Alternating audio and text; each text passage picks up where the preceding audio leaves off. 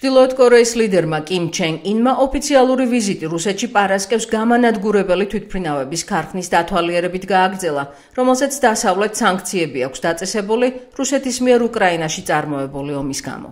თვითმფრინავების დათვალიერებას წინ უსწრებდა რუსეთის პრეზიდენტ ვლადიმირ პუტინთან იშვიათი შეხვედრა. ამ შეხვედრას დასავლეთში შეშფოთება მოჰყვა იმის გამო, რომ მის შემდეგ რუსეთმა შესაძლოა უკრაინაში საკუთარი სამხედრო შესაძლებლობები გააძლიეროს. 13 სექტემბერს კიმმა და პუტინმა განიხილეს სამხედრო საკითხები ომი უკრაინაში და რუსეთის დახმარება ჩრდილოეთ კორეის სატელიტური პროგრამისთვის.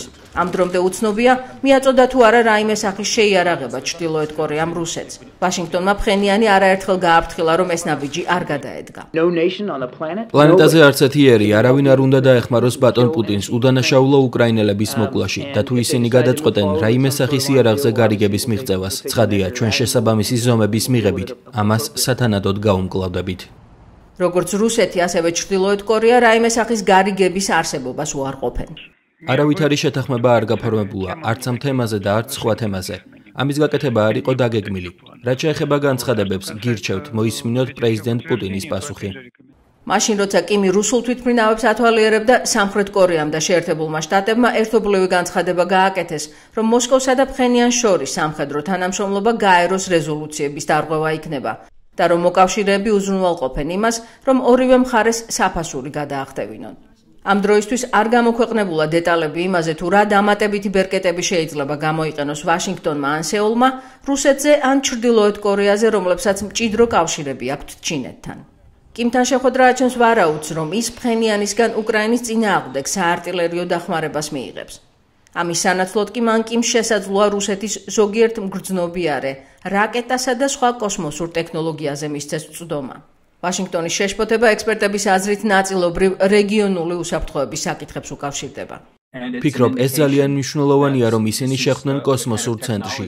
ეს იმაზე მიანიშნებს, რომ ეს არის ტექნოლოგია, რომელიც ჩრდილოეთ კორეას სჭირდება. იმის გათვალისწინებით, რომ მისი ბოლო ორივე ჯაშუშური თანამგზავრის გაშვება წარუმატებლად დამთავრდა.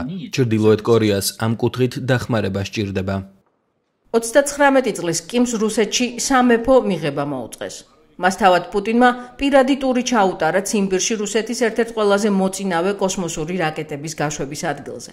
გავრცელებული ინფორმაციით ორმა ლიდერმა ჩრდილოეთ კორეელი კოსმონავტის კოსმოსში გაგზავნის შესაძლებლობაც განიხილეს.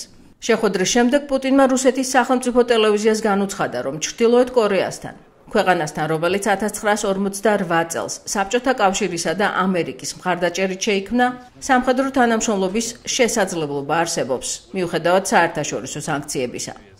კიმის ვიზიტს სახელმწიფო დეპარტამენტიც გამოეხმაურა. ვიტყოდი, რომ შემაშფოთებელია. როდესაც ხედავთ, რომ რუსები საუბრობენ ჩრდილოეთ კორეასთან თანამშრომლობაზე, პროგრამებზე, რომლებიც დაარღვევს გაეროს უშიშროების საბჭოს რეზოლუციებს, რომლებსაც თავად რუსეთმა ხმა მისცა. ფიცპატრიკმა ამერიკის ხმას უთხრა, რომ მას ეჭვი არ ეპარება, რომ ჩრდილოეთ კორეა რუსეთს საარტილერიო და ტანკსაწინააღმდეგო ჭურვებს მიაწოდებს, რაც რუსეთს უკრაინაში ომის წარმოებაში დაეხმარება, რადგან არაერთი შეფასების თანახმად მოსკოვს საბრძოლო მასალის მარაგი ეწურება. ია მეორმიშვილი, ამერიკის ხმა, ვაშინგტონი.